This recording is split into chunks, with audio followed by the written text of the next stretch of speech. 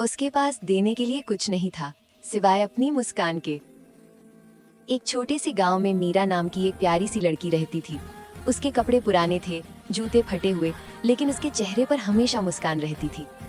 हर दिन जब वो रास्ते से गुजरती, लोग कहते, देखो मीरा आ गई, क्योंकि उसकी मुस्कान में कुछ जादू था। एक दिन उसने रास्ते में एक छोटे लड़के को देखा जो अपने टूटे हुए खिलौने के लिए रो रहा था। मीरा उसके पास गई, धीरे से उसके आंसू पोंछे और बोली, मत रो, मैं इसे ठीक कर दूंगी। उसने अपनी छोटी सी टेप निकाली, खिलौने को जोड़ दिया और मुस्कुराते हुए कहा, अब ये फिर से मुस्कुराएगा जैसे तुम। लड़का हंस पड़ा और उसी दिन से पूरे गांव में ये बात फैल गई कि मीरा की मुस्कान में जादू है। धीरे धीरे लोग उसे देखने, उससे बातें करने और उसकी मुस्कान से खुश होने आने लगे। मीरा के पास ना तो पैसे थे ना खिलौने, पर उसके पास कुछ ऐसा था जो सबसे कीमती था, एक सच्ची दिल से आने वाली मुस्कान। सीख ये है कि एक सादा मुस्कान किसी की पूरी दुनिया बदल सकती है। वो क्लास के बाद रुका और सुनी किसी की फुसफुसाहट। शाम का वक्त था, स्कूल खाली हो चुका था। हवा ठंडी और गलियारों में बस गूंज रह गई थी। विक्रम को याद आया उसकी पेंसिल क्लास में रह गई है। वो धीरे धीरे लंबा सुनसान कॉरिडोर पार करने लगा। हर कदम के साथ बल्ब झिलमिला रहे थे। घड़ी की आवाज और उसके दिल की धड़कन एक जैसी लग रही थी। जैसे ही उसने क्लास का दरवाजा खोला, तुम पेंसिल भूल गए, एक धीमी फुसफुसाहट गूंजी। विक्रम का दिल जोर से धड़का। उसने पीछे मुड़कर देखा, खाली क्लास, बस एक पुरानी टीचर की छाया जो मुस्कुराती हुई उसकी मेज पर रखी पेंसिल पकड़े थी।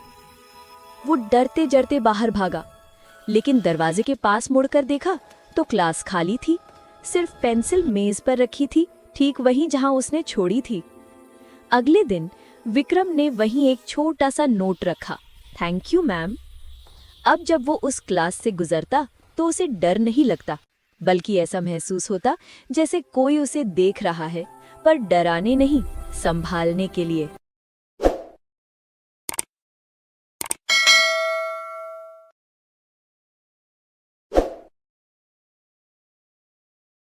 हर डर का चेहरा डरावना नहीं होता, कभी कभी वो दोस्ती चाहता है। रिया अपने परिवार के साथ एक पुराने लकड़ी के मकान में रहने आई थी। रात होते ही अटारी से धीमी हंसी की आवाजें आती। पहले तो उसे लगा शायद हवा चल रही है, पर हर रात वही हंसी दोहराई जाती। एक दिन उसने सोचा, अगर मैं डरती रहूंगी तो कभी नहीं जान पाऊंगी कि सच क्या है। वो टॉर्च लेकर धीरे धीरे सीढ़ियां चढ़ी। अटारी में धूल और जाले थे, हवा ठंडी थी। टॉर्च की रोशनी दीवारों पर घूमी और रिया ने देखा एक पुराना आईना और उसमें उसकी अपनी परछाई मुस्कुरा रही थी। वो चौंकी, फिर समझ गई, ये हंसी किसी भूत की नहीं, मेरी अपनी हिम्मत की थी जो मैं भूल गई थी। उस दिन के बाद रिया हर शाम अटारी में जाती, वहां बैठकर ड्रॉ करती, गाना गाती और खुद से बातें करती। अटारी अब डरावनी नहीं थी, वो उसकी शांति की जगह बन गई थी। सीख, कभी कभी सबसे बड़ा डर हमारे अंदर ही होता है, और जब हम उसे समझ लेते हैं तो वही डर हमारी ताकत बन जाता है। कभी कभी हम दूसरों से नहीं, खुद से किया वादा भूल जाते हैं। एक छोटी सी कस्बे में अरुण नाम का लड़का रहता था। वो बहुत होशियार था, लेकिन थोड़ा बुलक्कड़ भी। एक दिन उसने खुद से वादा किया, कल मैं अपनी पतंग पूरी करूंगा, उसे सबसे ऊंचा उड़ाऊंगा। सुबह हुई, हवा चल रही थी, आसमान नीला था, लेकिन जैसे ही दोस्तों ने खेलने बुलाया, अरुण बोला, अरे बाद में बना लूंगा, और वो भाग गया खेलने। शाम तक वो थक कर लौटा और पतंग अधूरी पड़ी थी। उसने सोचा, कोई बात नहीं, कल बना लूंगा। लेकिन कल फिर खेल में, फिर मोबाइल में, फिर दोस्तों में। वो वादा बस एक कल बनकर रह गया। कुछ दिनों बाद जब मेले में सबकी पतंगें आसमान में उड़ रही थी और उनकी पतंग उड़ने से पहले ही फट गई, वो उदास होकर घर आ गया।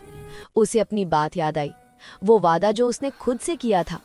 उसने पहली बार महसूस किया कि जब हम अपने वादे नहीं निभाते तो हम खुद पर भरोसा खो देते हैं।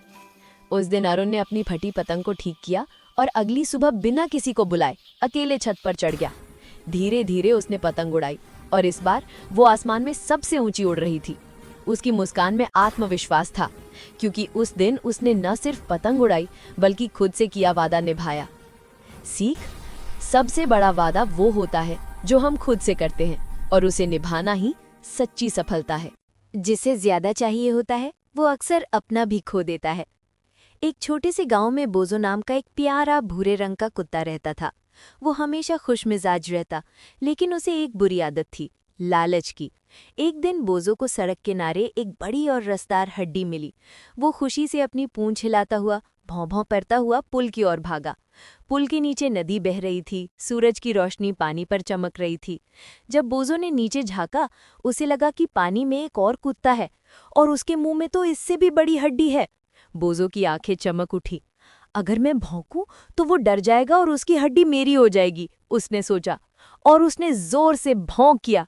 बस उसी पल छपाक उसकी हड्डी नदी में गिर गई और बह गई। बोजो हैरान रह गया। वो नीचे झांकता रहा, लेकिन अब वहां न कोई कुत्ता था, न कोई हड्डी, सिर्फ पानी की लहरें और उसका पछतावा। धीरे धीरे बोजो पुल से नीचे बैठ गया और समझ गया कि लालच से हमेशा नुकसान होता है। उस दिन के बाद से बोजो ने कभी किसी और की चीज की इच्छा नहीं की। अब वो जो भी पाता उसी में खुश रहता था। सीख, जो आपके पास है उसे संभालो। ज्यादा पाने के लालच में सब कुछ खोना मूर्खता है।